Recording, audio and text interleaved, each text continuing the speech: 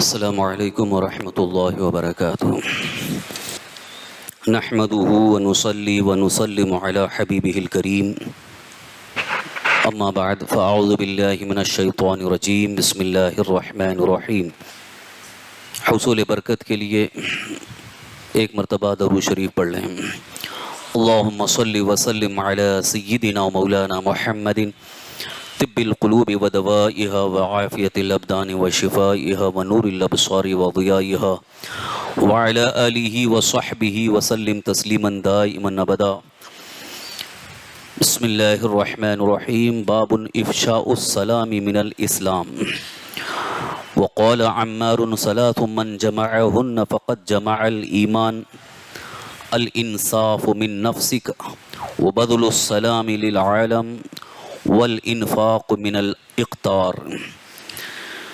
حدثنا قتيبة قال حدثنا الليث عن يزيد بن ابي حبيب عن ابي الخير عن عبد الله بن عمرو ان رجلا سأل رسول الله صلى الله عليه وسلم اي الاسلام خير قال تطعم الطعام وتقرأ السلام على من عرفت ومن لم تعرف صدق رسولنا صلی اللہ تعالی علیہ وسلم۔ صحیح بخاری شریف کی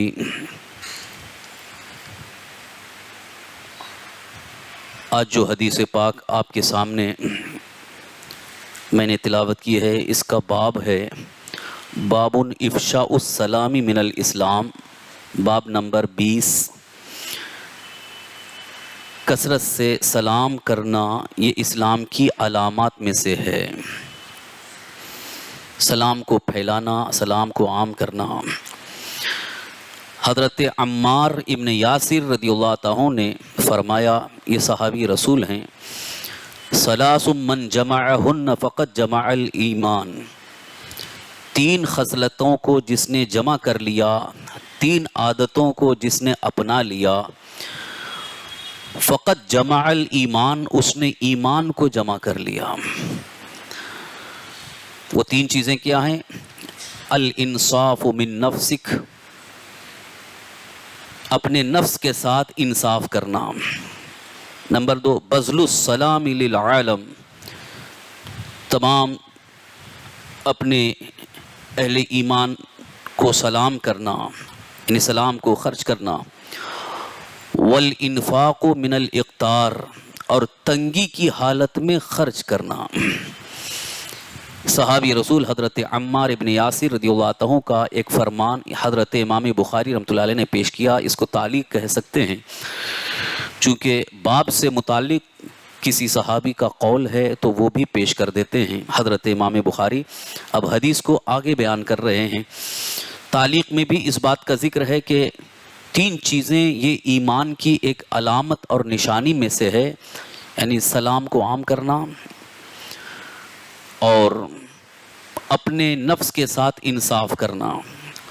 اس کی ایک بہت طویل تشریح ہے، لیکن مختصر اس بات کو سمجھتے چلیں کہ اللہ تعالیٰ نے خود ہمارے جان کے لیے جو حقوق عطا فرمائے اس کو بھی پورا کرنا، یعنی جان کو جوخم میں نہیں ڈالنا ہے۔ نفس کے ساتھ انصاف کرنا کہ جیسے عبادت اور ریاضت اللہ تعالیٰ کی بندگی اتنی ہو کہ اپنے آپ کو تکلیف میں نہ ڈالے، تو یہ بھی نفس کے ساتھ انصاف ہے۔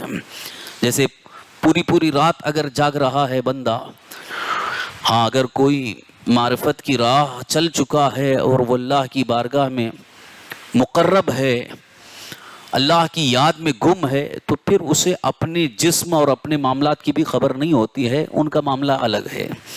لیکن جو عام لوگ ہیں ان کے لیے حکم یہ ہے کہ سونے کے وقت، یعنی سونا جتنا ضروری ہے 6 گھنٹے 4 گھنٹے، تاکہ سو لیں، تاکہ اپنے آپ کو راحت ملے، آرام ملے، یہ اپنے نفس کے ساتھ انصاف ہے۔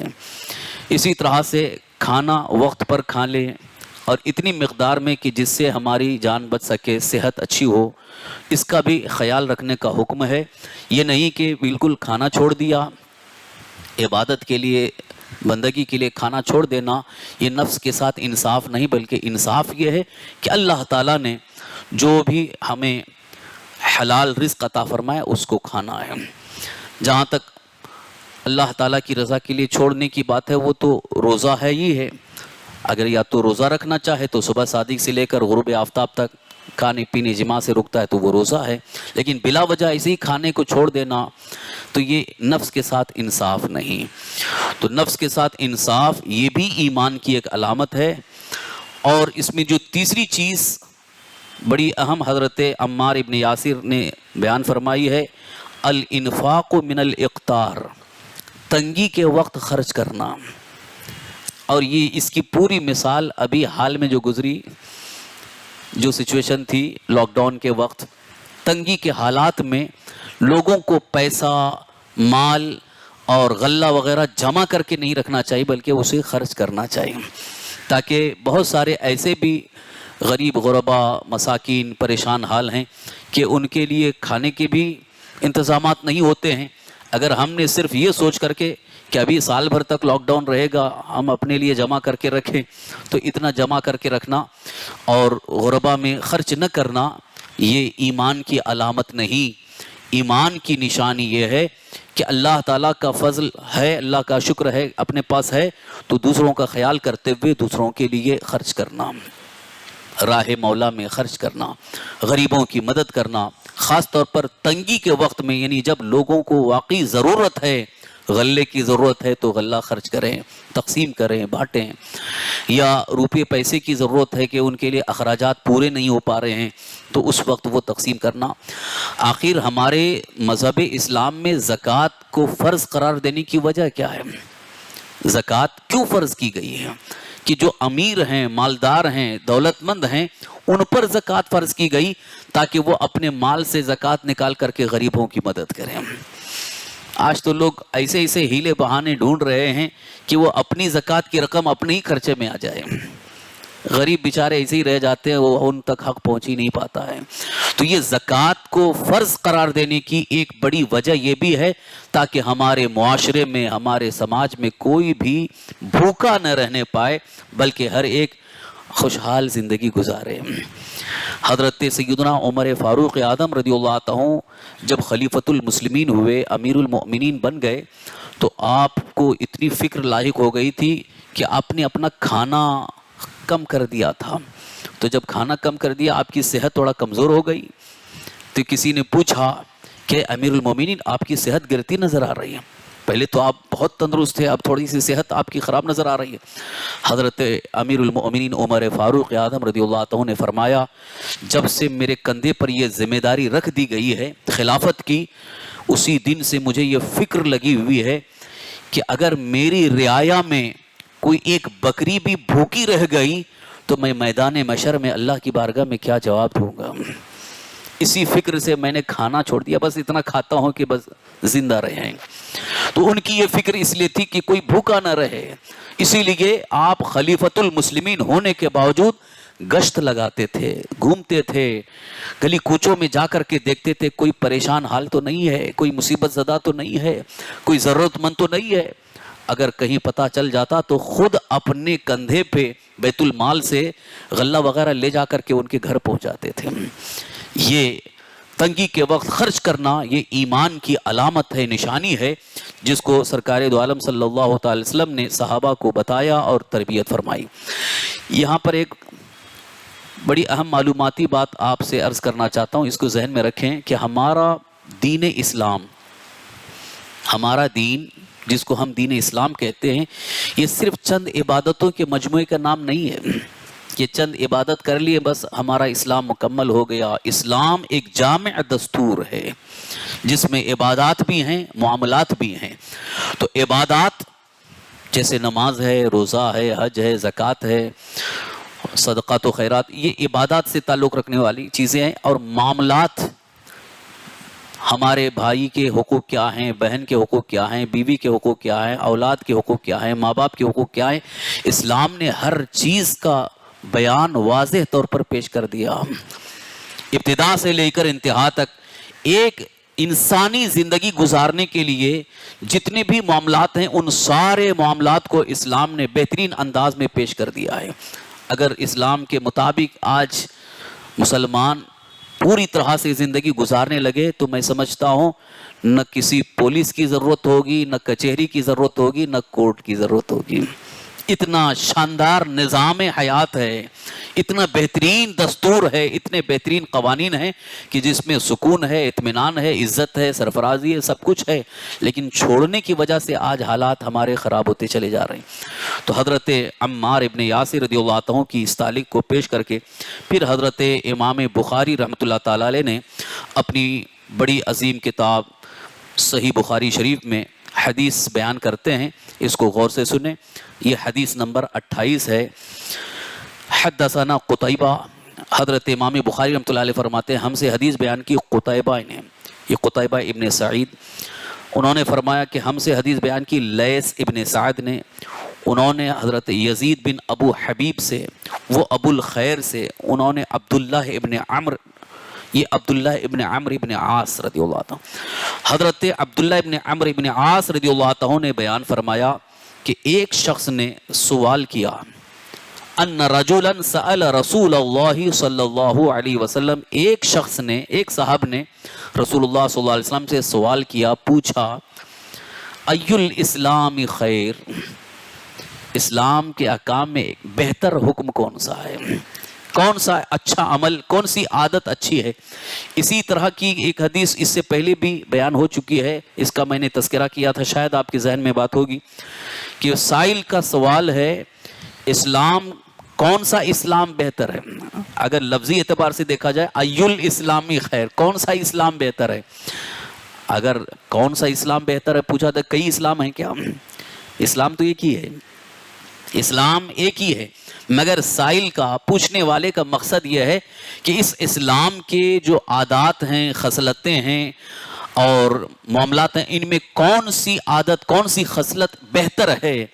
तो रसूल अकरम सल्लल्लाहु अलैहि वसल्लम ने इरशाद फरमाया जवाब में, तुतइमु तुआम व तक़रउस सलाम अला मन अरफ़्ता व मन लम तारिफ़, कि तुम लोगों को खाना खिलाओ, यानी खाना खिलाना, और सलाम को आम करना कि जिसको आप पहचानते हो, जिसको नहीं पहचानते हो, सबको सलाम करना। ये बेहतर अमल है, एक बेहतर खसलत है।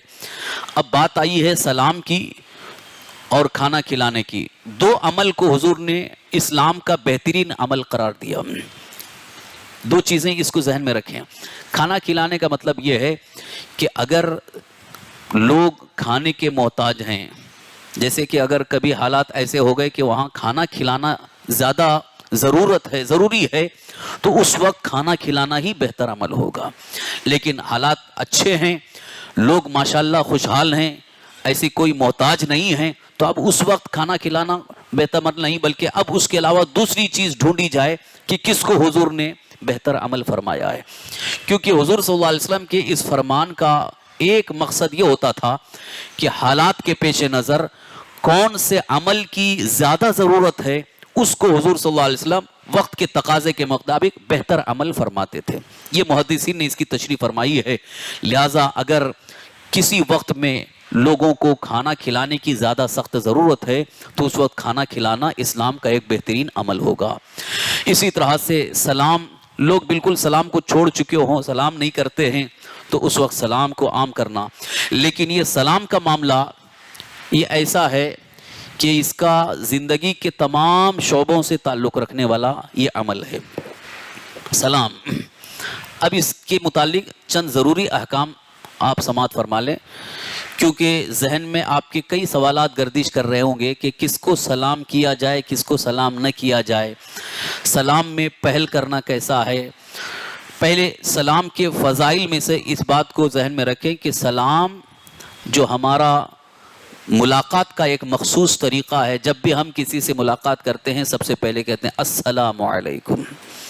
बेहतर सलाम अस्सलामु अलैकुम व रहमतुल्लाह। अगर उसमें और इजाफा कर दें अस्सलामु अलैकुम व रहमतुल्लाहि व बरकातुहू, इसका तर्जुमा, इसका माना है तुम पर सलामती हो। अस्सलामु अलैकुम, तुम पर सलामती हो, व रहमतुल्लाह, और अल्लाह की रहमत भी हो। तो गोया ये एक दुआ है कि हम अपने भाई को दुआ दे रहे हैं। जो भी हमारे सामने आया मुलाकात के लिए, या मुलाकात के लिए नहीं लेकिन सामना हुआ, हमने कहा अस्सलामु अलैकुम। تو یہ ایک سلام ہوا۔ سلام کے متعلق قرآن پاک میں بھی یہ ذکر آیا ہے کہ جنتی جب جنت میں جائیں گے تو وہاں فرشتے انہیں سلام کریں گے۔ فرشتوں کی سب سے پہلی جو ملاقات ہوگی ہم سے تو فرشتے سلام کریں گے، سلام علیکم طبتم فادخلوها خالدین، تم پر سلامتی ہو، آؤ بہت اچھے آ گئے، خوش آمدید خوش آمدید، تمہارے لیے بہت اچھا ٹھکانہ ہے، ہمیشہ یہاں پر رہنا ہے۔ تو جنت میں سب سے پہلا لفظ جو ہوگا وہ سلام ہوگا، اور فرشتے جنتیوں کو سلام کریں گے۔ تو یہ لفظ سلام یعنی سلام کرنا یہ ایک پسندیدہ عمل ہے۔ اب آپ دیکھیے کہ جب اللہ کے حبیب ہمارے آقا سرور کائنات صلی اللہ تعالی وسلم معراج کی رات رب قدیر کی بارگاہ میں پہنچے، انشاءاللہ شب معراج آ رہی ہے، اس میں تفصیلی واقعہ پھر آپ سماعت فرمائیں گے۔ رسول کائنات صلی اللہ تعالی وسلم جب اللہ تعالیٰ سے قریب پہنچے اور اپنے عبادات، اپنی نمازیں اور اپنے نیکیوں کو بارگاہ رب میں پیش فرمایا، التحیات للہ والصلوات، تو اللہ تبارک تعالیٰ نے ارشاد فرمایا السلام علیک ایھا النبی، اے نبی آپ پر سلام ہو۔ تو اللہ نے بھی اپنے حبیب صلی اللہ علیہ وسلم پر سلام بھیجا۔ تو سلام کرنا یہ اللہ تبارک تعالیٰ کی بارگاہ میں ایک پسندیدہ عمل ہے۔ تو سلام کرنے کے معاملے میں شرم محسوس نہیں کرنا چاہیے۔ یہاں جو حضور صلی اللہ علیہ وسلم نے فرمایا کہ سلام کو عام کرنا، جس کو پہچانتے ہو جس کو نہیں پہچانتے ہو، یعنی اگر آپ نہیں پہچانتے ہو لیکن اتنا تو معلوم ہے کہ یہ مسلمان ہے تو اسے سلام کریں، کیونکہ یہ عام طور پر لوگوں کا مزاج ہے کہ جس سے دوستانہ تعلق ہے اسی کو سلام کریں گے، اور جس سے کوئی دوستانہ تعلق نہیں ہے اس کو سلام نہیں کریں گے، ارے یہ ہمارے پہچان کا نہیں ہے۔ پہچان ہو نہ ہو یہ نہ دیکھیں، بلکہ یہ دیکھیں کہ وہ مسلمان ہے، اسے سلام کیا جائے۔ اب اس کے متعلق ایک دوسرا حکم جو حدیث پاک میں آیا ہے، اگر کوئی بد مذہب ہے، بد عقیدہ ہے، کافر ہے، کفر و شرک میں مبتلا ہے اور عقائد اس کے بالکل ہی خلاف اسلام ہیں، نظریات خلاف اسلام ہیں، گستاخ رسول ہے، تو اسے سلام نہیں کیا جائے گا۔ یہ دوسری حدیث میں ہے۔ یہاں تو صرف اتنا ہے کہ سلام کو عام کرنا اچھا عمل ہے۔ اب کوئی صاحب اگر یہ کہیں کہ حدیث میں تو آیا سب کو سلام کرو، سب کو سلام کرو، لیکن دوسری حدیث میں یہ بھی تو حضور نے فرمایا ہے من وقر صاحب بدعت فقد اعان علی ہدم الاسلام، جس نے صاحب بدعت یعنی بد مذہب کی تعظیم کی، اس نے اسلام کو ڈھانے میں مدد کیا، ڈیمولیشن کر دیا، اسلام کو ڈھانے کی کوشش کی، یعنی مکمل طور پر اسلام کو ڈھا رہا ہے۔ تو سلام تو ایک تعظیم کا انداز ہے، تعظیم ہے، رسپیکٹ ہے، تکریم ہے، عزت کے لیے ہے، مگر حضور صلی اللہ علیہ وسلم ارشاد فرماتے ہیں صاحب بدعت کی تعظیم جائز نہیں ہے۔ اسی لیے تمام محدثین، تمام فقہا فرماتے ہیں کسی بھی بد مذہب کو سلام نہیں کیا جا سکتا ہے، سلام کرنے کی ضرورت نہیں۔ اگر وہ سلام کرتا بھی ہے تو اسے جواب دینے کی ضرورت نہیں ہے، ہاں البتہ اس کے لیے ہدایت کی دعا کر سکتے ہیں، اللہ اس کو ہدایت دیں، ہداک اللہ کہہ سکتے ہیں۔ اس سلسلے میں کبھی کبھی کچھ لوگ سوال کرتے ہیں، لہذا اس لیے میں نے اس مسئلے کو بھی واضح کر دیا کہ جو بھی بدعقیدہ ہے، بد مذہب ہے، خلاف اسلام عقائد اور نظریات رکھتا ہے، چاہے وہ کسی بھی مذہب سے تعلق رکھتا ہو، بظاہر مسلمان ہے، تو اب ہمیں معلوم ہے کہ اس کے عقائد اور نظریات خلاف اسلام ہے، قرآن و حدیث کے خلاف ہے، تو اسے سلام کرنے کی اجازت نہیں۔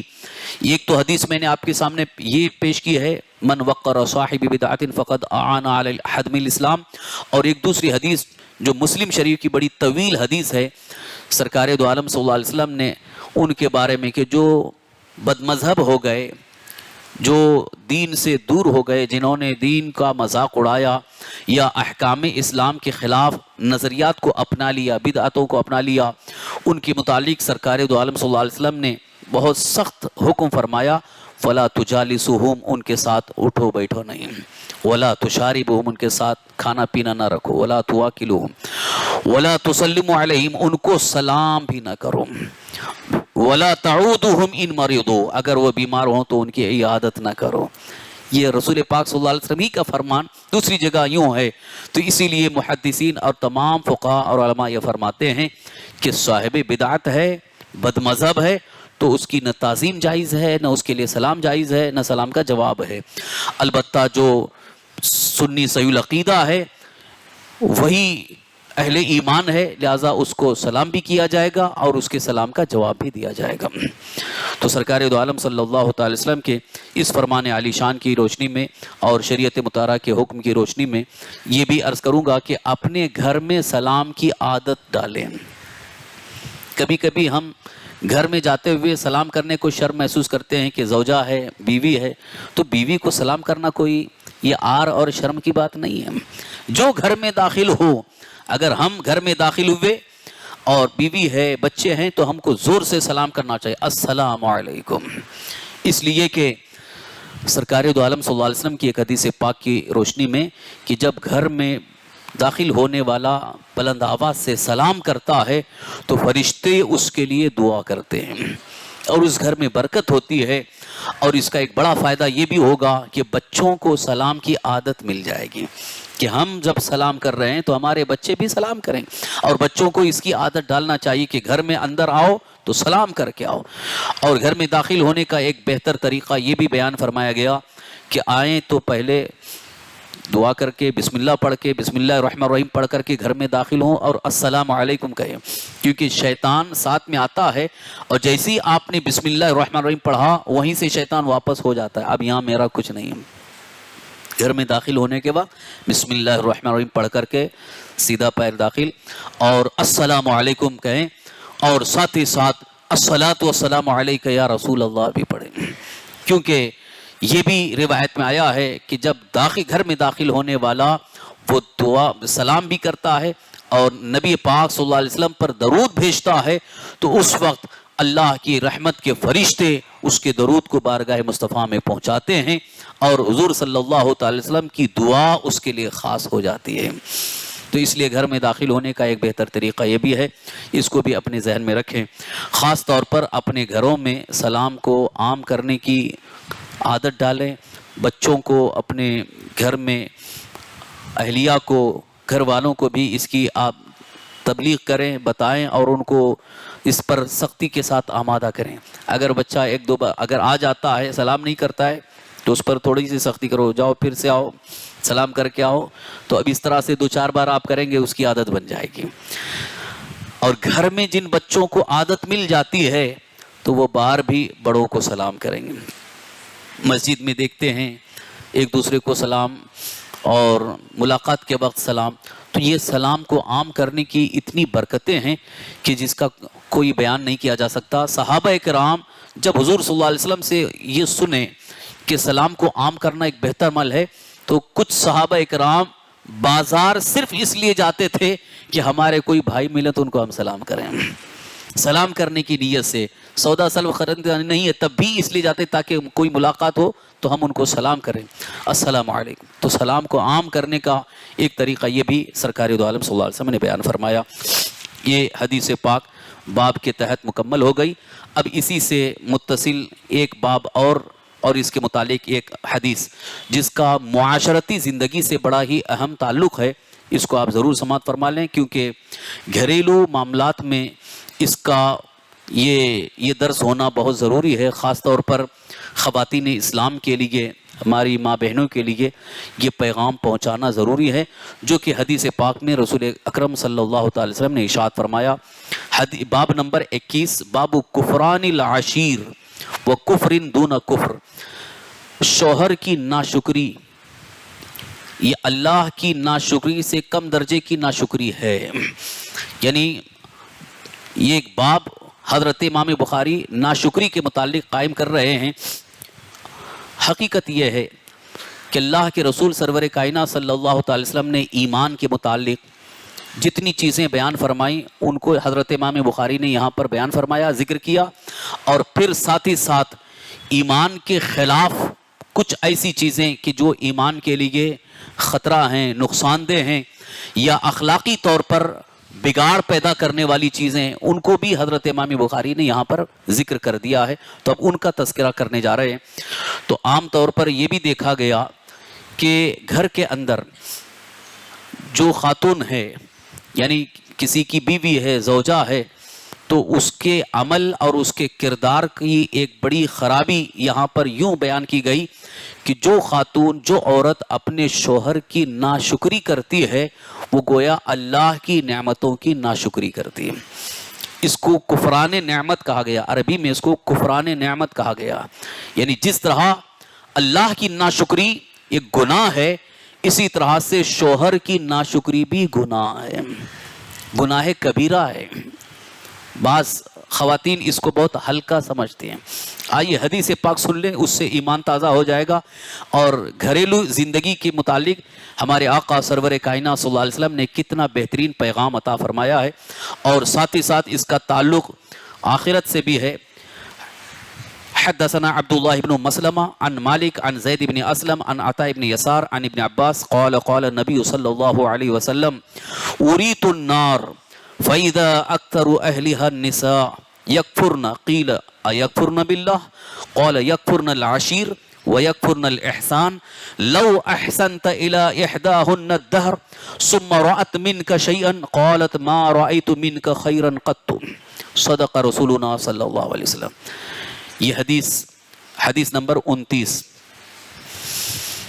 حضرت امام بخاری روایت کرتے ہیں کہ ہم سے حضرت عبداللہ ابن مسلمہ نے حدیث بیان کی، وہ حضرت امام مالک سے، وہ حضرت زید ابن اسلم سے، وہ حضرت عطاء ابن یسار سے، وہ حضرت ابن عباس سے. حضرت عبداللہ ابن عباس رضی اللہ تعالیٰ جو حضور صلی اللہ تعالی وسلم کے چچا کے بیٹے ہیں، یعنی حضرت عباس جو حضور صلی اللہ علیہ وسلم کے چچا ہیں، ان کے بیٹے عبداللہ، انہوں نے اس حدیث کو حضور سے روایت کی ہے کہ رسول اکرم صلی اللہ تعالی وسلم نے ارشاد فرمایا اریت النار، مجھے دوزخ دکھائی گئی، میں نے دوزخ کو دیکھا. کب دکھائی گئی؟ وہی جب معراج میں حضور تشریف لے گئے تھے تو آپ کو جہنم بھی دکھائی گئی، دور سے دکھائی گئی. اب یہاں ذہن میں ایک سوال پیدا ہوتا ہے کہ جہنم کی آگ اتنی خطرناک ہے، اتنی خطرناک ہے کہ اگر دنیا کے اندر سوئی کے ناکے کے برابر، یعنی جس میں دھاگا پرویا جاتا ہے سوراخ، اس کے برابر اگر جہنم میں سوراخ پڑ جائے تو اس سے آگ نکل جائے تو پوری دنیا کو جلا کے راکھ کر دے گی. اتنی خطرناک آگ جہنم کے اندر ہے. تو اب اس سے قریب کون جا سکتا ہے؟ قریب جانے کا کوئی سوال ہی نہیں ہوتا ہے. تو پھر حضور صلی اللہ علیہ وسلم کو کیسے دکھائی گئی؟ یہ تو اللہ تبارک تعالیٰ کا فضل ہے، اللہ تعالیٰ کی قدرت ہے. چونکہ حضور صلی اللہ تعالی وسلم کو دکھانا اس لیے تھا تاکہ آپ جا کر کے اپنی امت کو بتا دیں. لیکن اللہ تبارک تعالیٰ نے اپنے حبیب مکرم سید عالم صلی اللہ تعالی وسلم کو اس طرح کا لباس عطا فرمایا ہے کہ آگ آپ پر اثر نہیں کر سکتی ہے. تو جہنم کے اندر جانے کی ضرورت ہی نہیں ہے، بلکہ آپ قریب گئے اور سارے مناظر آپ کے سامنے کر دیے گئے اور آپ نے دیکھا، سارے منظر اپنی نگاہوں کے سامنے آپ نے دیکھا. جہنم کے اندر کیا کیا ہو رہا تھا، یعنی جو قیامت قائم ہونے کے بعد کس کس عذاب میں کس کو مبتلا کیا جائے گا، کیسا کیسا عذاب دیا جائے گا، وہ حضور صلی اللہ علیہ وسلم کے سامنے پیش کیا گیا، بتایا گیا. اور حضور نے واپس آنے کے بعد تفصیل کے ساتھ بیان فرمایا کہ میں نے ایسا عذاب دیکھا، میں نے ایسا عذاب دیکھا، ایسا عذاب ہو رہا تھا. تو ابھی اس حدیث میں حضور ارشاد فرماتے ہیں اریت النار، مجھے جہنم دوزخ دکھائی گئی. فَإِذَا أَكْثَرُ أَهْلِهَا النِّسَاء، اس میں زیادہ عورتیں تھیں. جہنم کے اندر سب سے زیادہ عورتیں تھیں. یکفرن، جو کہ ناشکری کرتی ہیں. تو صحابہ اکرام نے عرض کیا، صحابہ اکرام نے پوچھا ایکفرن باللہ، یا رسول اللہ کیا وہ عورتیں اللہ کی ناشکری کرنے کی وجہ سے، اللہ کے ساتھ کفر کرنے کی وجہ سے جہنم میں ڈالی جا رہی ہیں؟ تو حضور نے فرمایا نہیں، یکفرن العشیر، شوہر کی ناشکری کرنے کی وجہ سے، کہ وہ جو شوہروں کی ناشکری کرتی ہیں ان کو جہنم میں ڈالا جائے گا. وَيَكْفُرْنَ الْإِحْسَانِ، احسان کا انکار کرتی ہیں. اور پھر وہ کیفیت حضور نے بیان فرمائی، لَوْ أَحْسَنْتَ إِلَىٰ إِحْدَاهُنَّ الدَّهْرَ ثُمَّ رَأَتْ مِنْكَ شَيْئًا قَالَتْ مَا رَأَيْتُ مِنْكَ خَيْرًا قَطُّ. عورتوں کا حال یہ ہے، اگر تم ان میں سے کسی کے ساتھ ساری عمر احسان کرو، پھر وہ تم سے تھوڑی سی کمی اگر دیکھ لے تو یہی کہے گی میں نے تو تم سے کبھی اچھائی دیکھی ہی نہیں۔ کون بیان فرما رہے ہیں؟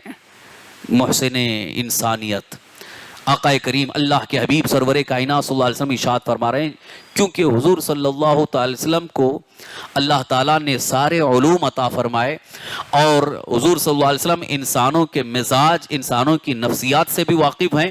تو عورتوں کی نفسیات یہی ہے، عورتوں کی سائیکالوجی یہی ہے کہ ان کے ساتھ اگر شوہر زندگی بھر احسان کرے، اچھے اچھے کپڑے لا کے دے، کھانا اچھا کھلاتا رہے، لے کے گھومتا رہے، اور یہاں تک کہ کبھی کبھی اسے تانا سننا پڑتا ہے ماں باپ سے کہ تو بیوی کا غلام ہو گیا ہے، زن مرید ہو گیا ہے، یہاں تک کہ وہ تانے سنتا رہتا ہے مگر اس کی خدمت میں لگا رہتا ہے، لیکن پھر کبھی اگر تھوڑی سی بے توجہی ہو گئی، حالات کبھی اونچ نیچ ہو جاتے ہیں، جیسے کمائی کم ہونے لگی، اب تھوڑی سی اس نے اب گھومنے پھرنے کے لیے لے جانا چھوڑ دیا، اب غصہ ہو گئی، تم تو ہم کو کبھی نہیں لے کے جاتے ہو، گھمانے نہیں لے جاتے ہو، اسی میں لفڑا جھگڑا ہو جاتا ہے۔ تو یہ ناشکری ہے۔ اللہ کے رسول صلی اللہ تعالی وسلم ارشاد فرماتے ہیں عورتوں کی ناشکری یہ ہے کہ اگر زندگی بھر ان پر احسان کرو لیکن کبھی تھوڑی سی کمی ہو گئی، کبھی ایک بار زندگی میں کمی ہو گئی تو پورے احسان پر پانی پھیر دیں گے، یہی کہیں گے تم سے تو کچھ بھی نہیں دیکھا ہم نے، بھلائی نہیں دیکھی۔ اور خاص طور پر جب جھگڑا شروع ہوتا ہے اس وقت یہ کیفیت ہو جاتی ہے، وہ سارے احسانات پر پانی پھیر دیتی ہیں اور کچھ بھی ان کے ذہن میں نہیں رہتا ہے کہ ہمارے ساتھ انہوں نے یہ احسان کیا ہے، یہ احسان کیا، کچھ نہیں ہے، سب بھلا دیتی ہیں اور اسی وجہ سے جہنم میں ڈالی جائیں گی۔ رسول کائنات صلی اللہ تعالی وسلم کے ارشاد پاک کی روشنی میں آج ہماری ماں بہنوں کو اپنا محاسبہ کرنا چاہیے۔ یہاں حدیث پاک کو پیش کرنے کے ساتھ ساتھ محدثین نے ایک بڑا بہترین نقطہ بیان فرمایا۔ اب آپ سوچئے اگر کوئی عورت بڑی نماز کی پابند ہے، نمازی عورت ہے، مشہور ہے کہ وہ نمازی ہے، ہاتھ سے تسبیح نہیں چھوٹتی ہے، روزے کی پابند ہے، عبادت ریاضت اللہ کو راضی کرنے میں لگی ہوئی ہے، لیکن وہ شوہر کی ناشکری کرتی ہے، تو بتائیے اس کا حکم کیا ہے؟ تو سارے علماء فرماتے ہیں اللہ تبارک تعالیٰ اس خاتون سے راضی نہیں ہوگا جو عبادت تو کر رہی ہے، تسبیح بھی پڑھ رہی ہے، لیکن شوہر کی ناشکری کرتی ہے، اللہ تعالیٰ کو اس کی عبادت پسند نہیں ہے۔ تو جو خواتین یہ سمجھتی ہوں گی کہ ہم تو اللہ کو راضی کرنے کے لیے رات بھر تہجد پڑھ لیں گے، دن بھر عبادت کر لیں گے، تسبیح پڑھ لیں گے، درود شریف پڑھ لیں گے، قرآن کی تلاوت کر لیں گے، اللہ راضی ہو جائے گا، یہ چلو یہ راضی نہ ہو تو کچھ نہیں فرق پڑے گا۔ حضور اکرم صلی اللہ علیہ وسلم ارشاد فرماتے ہیں جس عورت سے اس کا شوہر ناراض ہو گیا تو رات بھر فرشتے اس پر لعنت بھیجتے ہیں، رات بھر فرشتے اس پر لعنت بھیجتے ہیں کہ اللہ کی رحمت سے یہ دور ہو جائے، اللہ کی رحمت سے یہ دور ہو جائے۔ بتائیے جب فرشتے اس پر لعنت بھیجتے ہوں تو اللہ تعالیٰ اس کی عبادت کیا قبول فرمائے گا؟ اس کا ذکر کہاں سے قبول ہوگا؟ اس کی تسبیح کہاں سے قبول ہوگی؟ لہٰذا جو خواتین خوش فہمی میں مبتلا ہیں کہ ہماری نمازیں بہت ہیں، ہماری عبادت بہت ہے، وہ خوش فہمی میں مبتلا نہ ہوں، بلکہ سب سے پہلے اس بات کا خیال رکھیں کہ ہمارے شوہر ہم سے ناراض نہ ہوں۔ اسی لیے ایک حدیث پاک میں سرکار دو عالم صلی اللہ علیہ وسلم نے یہ بھی ارشاد فرمایا اللہ کے نزدیک بہترین عورت وہ ہے کہ شوہر اس کے قریب آئے تو وہ شوہر کو خوش کر دے، شوہر کو خوش کر دے۔ بلکہ آج تو اکثر کی یہ شکایت سننے میں آتی ہے کہ میں دن بھر کا تھکا ہارا ٹینشن میں گھر آتا ہوں اور ان کی سن کر کے اور پریشان ہوں۔ کئی شکایتیں یہ کرتے ہیں۔ خواتین کو، عورتوں کو یہ چاہیے کہ شوہر کے مزاج کا خیال رکھے، نفسیات کا خیال رکھے۔ بیچارہ دن بھر کمائی کر کے، دن بھر مزدوری کر کے، دن بھر تھک ہار کر کے گھر میں آیا اور ادھر سب ٹینشن شروع اور مزید اس پر ٹینشن، تو اس کی وجہ سے شوہر بہت زیادہ جب دل برداشتہ ہو جاتا ہے تو پھر وہ معاذ اللہ گالی گلوچ کرنے پر آمادہ ہو جاتا ہے اور اس کے دل سے محبت نکل جاتی ہے، طرح طرح کی پھر حرکتیں شروع ہوتی ہیں۔ لیکن یہاں ایک خاص بات میں مرد حضرات سے بھی عرض کروں گا کہ خواتین کے ساتھ بھی حسن سلوک کا رسول پاک صلی اللہ علیہ وسلم نے حکم فرمایا ہے۔ اللہ تعالیٰ نے قرآن پاک میں ارشاد فرمایا وَعَاشِرُوهُنَّ بِالْمَعْرُوفِ، عورتوں کے ساتھ بھلائی کا سلوک رکھو. یہ نہیں کہ وہ بیوی ہے تو اب بالکل نوکرانی ہے, پیر کی جوتی ہے, جیسا چاہو اس کو استعمال کرو. یہ بھی حکم نہیں دیا ہے اللہ تعالیٰ نے. اللہ تعالیٰ نے حکم فرمایا کہ ان کے ساتھ اچھا سلوک کرو, خیر کا سلوک کرو, بھلائی کے ساتھ پیش آؤ, نرمی کے ساتھ پیش آؤ. اور سختی کا بھی کہاں حکم دیا گیا ہے؟ جب بہت زیادہ وہ بد چلنی کی طرف یا غلط عادتوں کی طرف جا رہی تب سختی کا حکم ہے, لیکن بلا وجہ سختی کا کوئی حکم نہیں ہے. آج تو بعض لوگ تو یہ سوچتے ہیں کہ میں گھر میں جاؤں تو اپنی بیوی پر خوب گالی گلوچ کر کے اس کو ڈانٹ پھٹکار کر کے رکھوں تاکہ میرا ایک روب اس پر رہے گا. یہ ڈانٹ پھٹکارنے سے, گالی سے روب نہیں ہوتا ہے, بلکہ تقوی اور پرہیزگاری سے اس کے اوپر روب قائم ہوتا ہے. جتنی آپ کے اندر پرہیزگاری ہوگی بیوی کے اندر اتنی ہی محبت زیادہ ہوگی. اور جہاں خود پرہیزگاری نہیں ہے اور بیوی کے اوپر روب جمانا چاہیں تو کبھی روب قائم نہیں ہوگا, بلکہ الٹا اپنا روب ختم ہو جاتا ہے. اس لیے یہ بھی یاد رکھیں کہ اپنی بیوی کے اوپر اگر روب قائم رکھنا ہے, اس کے اندر ایک ڈر رہے اور ہماری عزت کا خیال رہے, تو ہمارے اندر تقوی اور پرہیزگاری ہونا چاہیے. جتنی پرہیزگاری ہمارے اندر ہوگی اتنی ہی محبت اس کے اندر ہوگی اور اس کے دل میں احترام بھی ہوگا. تو دونوں کو بیلنس قائم رکھنا ہے. یعنی عورتوں کو شوہروں کی تعظیم کا حکم دیا گیا, شوہروں کی ناشکری کرنے سے منع کیا گیا. اسی طرح سے شوہروں کو بیویوں کے حقوق ادا کرنے کی ترغیب دی گئی اور تاکید بھی فرمائی گئی.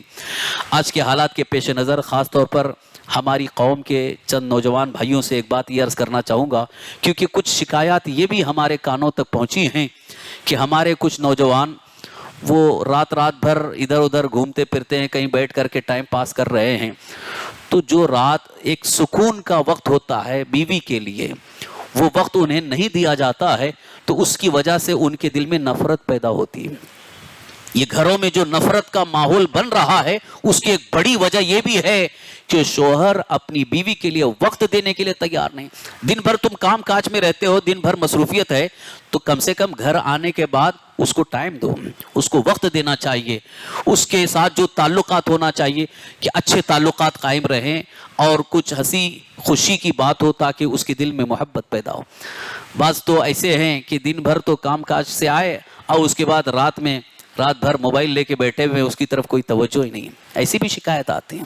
یہ موبائل تو ایک طرح سے ایک دجال بن گیا ہے جو آج ہماری قوم کو پوری طرح سے تباہی کی طرف لے جا رہا ہے. اس سے بھی آپ پرہیز کریں. ضرورت کے تحت موبائل کا استعمال ہے, لیکن جو اہم کام ہے اس کی طرف توجہ زیادہ ہو. خاص طور پر گھر کا ماحول بگڑنے نہ پائے, ہماری گھر کی خواتین کے اندر نفرت نہ پیدا ہو, اس کا ہر شوہر کو, گھر والوں کو لحاظ کرنا, خیال رکھنا ضروری ہے. تو جو نوجوان معاشرتی زندگی سے ناواقف ہیں ان کے لیے میں خاص طور پر یہ دعوت فکر دینا چاہوں گا کہ شادی ہونے کے بعد, نکاح ہونے کے بعد ہمیں اس بات کا خاص خیال رکھنا ہوگا کہ معاشرتی زندگی, سماجی زندگی, گھریلو زندگی کس طرح سے اس میں ایک بہترین بیلنس قائم ہو سکتا ہے اور خوشگوار زندگی گزر سکتی ہے. اس کے لیے معلومات حاصل کرنا ضروری ہے. خاص طور پر سرکار دو عالم صلی اللہ تعالی وسلم کی معاشرتی زندگی کو اپنی نگاہوں کے سامنے رکھیں. پیارے آقا صلی اللہ تعالی وسلم کی شان یہ ہے کہ ام المومنین حضرت عائشہ صدیقہ رضی اللہ تعالیٰ, جو ہمارے آقا صلی اللہ علیہ وسلم کی زوجہ محترمہ ہیں, فرماتی ہیں ہمارے آقا صلی اللہ تعالی وسلم کے اخلاق تو مکمل قرآن ہیں, مکمل قرآن ہیں. بیوی جب شوہر کے بارے میں یہ کہہ دے تو یقیناً یہی سب سے بڑی گواہی ہے. ورنہ آج دیکھ لیں کہ ایک انسان کی لوگ بڑی تعریف کرتے ہیں لیکن گھر والی جو ہے وہ اس کے متعلق مطمئن نہیں ہوتے. یہاں سرکار دو عالم صلی اللہ تعالی وسلم کی ازواج مطہرات سرکار دو عالم صلی اللہ علیہ وسلم کے بارے میں جب یہ کہتی ہیں کہ آقا کریم صلی اللہ تعالی وسلم کی شان تو یہ ہے کہ کائنات کے آقا ہیں, سارے امور انجام بھی دے رہے ہیں اور ساتھ ہی ساتھ اپنی بیویوں کے حقوق اتنے بہترین انداز میں حضور پورا فرما رہے ہیں. کبھی کسی کو کوئی شکایت کا موقع نہ ملا, کبھی کسی کو شکایت کا موقع نہ ملا, بلکہ حضرت ام المومنین عائشہ صدیقہ رضی اللہ تعالیٰ فرماتی ہیں کہ ہمارے آقا صلی اللہ علیہ وسلم کے مکمل اخلاق مجسم قرآن ہیں, قرآن کے مطابق آپ کے اخلاق تھے. تو یہاں چونکہ بات آ گئی تو اس لیے دونوں کو میں نصیحت کر رہا ہوں کہ جہاں عورتوں کو اللہ کے رسول صلی اللہ علیہ وسلم نے اس طرح سے تاکیداً ناشکری سے منع فرمایا ہے, وہیں شوہروں کو بھی بیویوں کے حقوق کی حق تلفی کرنے سے منع کیا گیا ہے، ان کی حق تلفی نہ ہو، ان کا جو حق ہے حق ادا ہونا چاہیے تاکہ خوشگوار زندگی گزر سکے۔ اب ایک آخری پیغام، اس کو ہمارے گھروں تک پہنچانا ضروری ہے کہ آج جو بچیاں پروان چڑھ رہی ہیں، بچی ہے 6 سال 7 سال 8 سال، جیسے جیسے عمر بڑھتی ہے تو جو بھی بچیاں آج گھروں میں پروان چڑھتی ہیں ان کے متعلق صرف اور صرف اتنا خیال رکھا جاتا ہے کہ تعلیم اچھی ہو، تعلیم اچھی ہو۔ بہت اچھی بات ہے، تعلیم اچھی ہونی چاہیے، کیوں؟ تعلیم یافتہ ہو تو معاشرے میں سماج میں ایک عزت کی نگاہ سے دیکھے جاتے ہیں۔ لیکن میرا ایک مشورہ یہ ہے کہ اپنی بچیوں کی تعلیم کے ساتھ ساتھ جیسے جیسے ان کی عمر بڑھتی جا رہی ہے 9 سال 10 سال تو وہیں سے ان کو تربیت دینا شروع کریں، گھریلو معاملات انہیں سکھانا شروع کریں۔ یہ تو ماں باپ کی ذمہ داری ہے، باپ تو بہت کم، ماں کی ذمہ داری ہوتی ہے کہ اپنی بچی کو وہ تعلیم دے اور تربیت بھی دے۔ تعلیم تو مدرسے میں مل رہی ہے، تعلیم اسکول میں مل رہی ہے، لیکن تربیت اسے اسکول میں کالج میں نہیں ملتی ہے۔ یہی وجہ ہے کہ جن بچیوں کو ماں نے تربیت نہیں دیا اور صرف وہ کالج کی پڑھی ہوئی ہے، شادی ہو کے آنے کے بعد وہ اپنا الگ رنگ دکھاتی ہے اور یہیں سے پھر گھر میں لڑائی جھگڑے شروع ہوتے ہیں۔ ان کو تربیت نہیں ہے کہ شوہر کے ساتھ کیسے پیش آنا چاہیے، سسرال میں جانے کے بعد ساس سسر کے ساتھ کیسے پیش آنا چاہیے، گھر والوں کے ساتھ کیسے تعلقات رکھنا چاہیے، ان کو کچھ بھی تعلیم نہیں ہے، کچھ بھی تربیت نہیں ہے، بس کھانا پینا پڑھنا، اس کے علاوہ ان کو کچھ معلوم نہیں۔ تو اس کا ایک بڑا ہی بھیانک نتیجہ جو آج سامنے آ رہا ہے کہ اعلیٰ تعلیم یافتہ لڑکیاں طلاق ہو کر کے گھر میں آ رہی ہیں۔ تو اس میں ایک وجہ جہاں تک میں نے دیکھا ہے، میں نے غور کیا ہے کہ ان کو تربیت نہیں دی جا رہی ہے۔ تو آج اس بات کو دل میں ٹھان لیں کہ اپنی بچیوں کو تربیت بھی دینا ہے، خاص طور پر صبر کی تلقین کریں، صبر کی ان کو تعلیم دیں کہ بیٹا آگے کی زندگی میں تمہیں صبر کرنا ہے، خاص طور پر شادی ہو کے جانے کے بعد، بیاہ ہونے کے بعد بہت ساری مشکلات ہوں گی، وہاں صبر کرنا ہوگا، شوہر کی طرف سے سسرال میں تکلیفیں آئیں گی، زبان کو سنبھالنا، زبان کا استعمال کیسے کرنا، یہ بھی تربیت دینا ضروری ہے۔ آج اس کی تربیت کہاں دی جاتی ہے؟ تو وہ بچیاں جو صرف کالج پڑھی ہوئی ہیں ان کو تربیت نہیں ہے، اب ان کو زبان چلانا آتا ہے تو وہ نہ شوہر کا احترام کرتی ہیں، نہ شوہر کے ماں باپ کا احترام کرتی ہیں، ٹر ٹر ٹر ٹر بولنا شروع کر دیتی ہیں، اس لیے کہ ماں باپ نے ان کو چڑھا کے رکھا ہے، ماں باپ نے ان کو سر پہ چڑھا کے رکھا ہے، اور جب وہ شادی بیاہ کی جاتے ہیں وہاں بھی وہی انداز اختیار کرتے ہیں، تو وہاں تو یہ سنا نہیں جائے گا، بلکہ وہاں تو اب ٹوچن دینا شروع ہوتے ہیں، وہاں تکلیفیں دینا شروع کرتے ہیں۔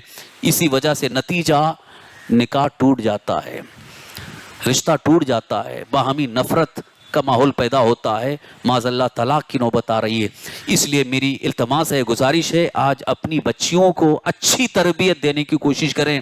میرے آقا اللہ کے حبیب سرور کائنات صلی اللہ علیہ وسلم ارشاد فرماتے ہیں، جس نے اپنی بچی کو اچھی تعلیم دیا اور اچھی تربیت دیا اور اچھے گھر میں اسے نکاح کر کے پہنچا دیا، وہ جنت میں میرے ساتھ اس طرح سے ہوگا، میرے قریب ہوگا۔ انگلیوں کا اشارہ کر کے حضور نے فرمایا وہ جنت میں مجھ سے قریب ہوگا۔ یہ کیوں حضور نے فرمایا؟ اس لیے کہ ایک بچی کو اچھی تعلیم اور اچھی تربیت دینا گویا پورے گھر کے ماحول کو بہتر بنانا ہے، کیونکہ ایک بچی اگر وہ گھر میں جاتی ہے، تعلیم یافتہ بھی ہے، تربیت یافتہ ہے، اچھے اخلاق والی ہے، تو بگڑے ہوئے گھر کو سنوار سکتی ہے، بگڑے ہوئے گھر کے ماحول کو بہتر بنا سکتی ہے، نہیں تو کم سے کم اپنی اولاد کو تو اچھی تعلیم دے سکتی ہے، اپنی اولاد کو اچھے اخلاق سکھا سکتی ہے۔ لیکن جس بچی کو تعلیم اور تربیت کچھ نہیں ہے، وہ جانے کے بعد اور زیادہ ماحول کو بگاڑ دیتی ہے، جس کی وجہ سے سکون غارت ہو جاتا ہے، گھر میں ڈیوائیڈ، گھر میں نفرت، تفریق، اختلاف، اور پھر سارا معاملہ گڑبڑ ہو جاتا ہے۔ اور آج جو سب سے بڑے دکھ کی بات یہ ہے کہ آج ہماری بچیوں کے زبان درازی کی وجہ سے معاملہ یہاں تک پہنچتا ہے کہ گھر کے ماں باپ ہوں، بڑے ہوں، خود وہ بچی بھی ہو، پولیس اسٹیشن میں جا کر کے پولیس والوں کے سامنے بیان دینا چاہتی ہے کہ مجھے انہوں نے ایسا کیا ہے، میرے ساتھ ایسا ہو رہا ہے۔ یہ نوبت کیوں آ رہی ہے؟ اس کی ایک بہت بڑی وجہ یہ ہے کہ ان کو اچھی تربیت نہیں دی گئی ہے۔ اچھی تربیت دینے کی کوشش کریں، انشاءاللہ گھر کا ماحول بہتر ہو سکتا ہے، کیونکہ ہمارے آقا صلی اللہ تعالی وسلم کا فرمان ہمارے لیے سب سے بہتر فرمان ہے۔ اللہ اور اس کے رسول کے فرمان سے بہتر کون سا فرمان ہو سکتا ہے؟ تو جب حضور صلی اللہ علیہ وسلم نے فرما دیا کہ جس نے اچھی تعلیم دی اور اچھی تربیت دی، اپنی بچی کو گھر تک پہنچا دیا، وہ جنت میں میرے ساتھ ہوگا، تو یہاں حضور نے پیغام دیا ہے کہ ان کے ساتھ ہمدردی بھی کرو، اچھا سلوک بھی کرو، اور ساتھ ہی ساتھ انہیں اچھے اخلاق سکھاؤ، اچھی تربیت دو، تاکہ وہ جانے کے بعد سب کو لے کر کے چلے، ماحول بہتر بنا سکے، اور پھر سسرال والی یہ تعریف کریں کہ واقعی یہ بہت اچھی بچی ہے، اور اس کی گود میں پلنے والے بچے ایک بہترین اسلام کے سپاہی بن کر کے نمودار ہوں گے، اچھے انسان بن کر کے نمودار ہوں گے۔ لہٰذا آج کی صدی سے پاک سے میں خاص طور پر گھروں کی خواتین کے لیے، ماں بہنوں کے لیے یہ پیغام دینا چاہوں گا کہ وہ وقت دینے کی کوشش کرے اپنی بچیوں کو اچھی تعلیم اور اچھی تربیت کی، کیونکہ کالج میں، اسکول میں تربیت کا ماحول نہیں ہوتا ہے۔ خاص طور پر آج کا ماحول تو اللہ ماشاء اللہ ہی رحم فرمائے، آج کا ماحول تو اسکول اور کالج کا ماحول تو بڑا ہی خطرناک ماحول ہے، بڑا ہی نازک، بڑا سنگین ماحول ہے۔ لہٰذا گھر کی جو تربیت ہماری بچیوں کو مل گئی، وہی ان کے لیے ایک بہتر تحفہ ہے۔ ماں باپ جو اپنی بچی کو تحفہ دے سکتے ہیں، سب سے بہتر تحفہ اگر ہے تو ان کے لیے اچھی تعلیم اور تربیت ہے، اچھے اخلاق سکھانا یہ بہتر تحفہ ہے۔ باقی مال، دولت، جائیداد وغیرہ وہ سب اپنی جگہ ہے، لیکن اچھی تعلیم اور اچھی تربیت اگر انہیں دے دیں گے تو وہ ہمارے لیے دنیا سے جانے کے بعد بھی ہمارے لیے ذریعے نجات ہیں، ہمارے لیے دعائے مغفرت کا ذریعہ بھی ہیں۔ اللہ تعالی ہم سب کو نیک اعمال کی توفیق عطا فرمائے، اس حدیث پر عمل کی توفیق عطا فرمائے۔